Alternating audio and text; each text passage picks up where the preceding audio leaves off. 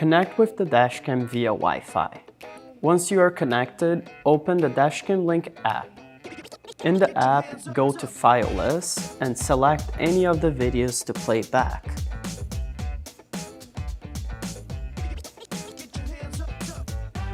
During the playback, click on the arrow at the far left side to start downloading the video.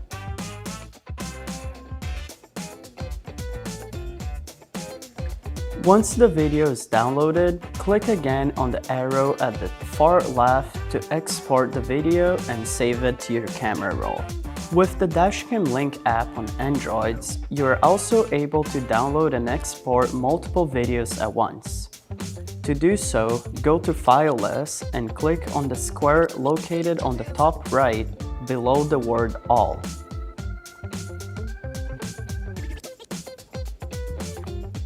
This will allow you to select multiple videos for download.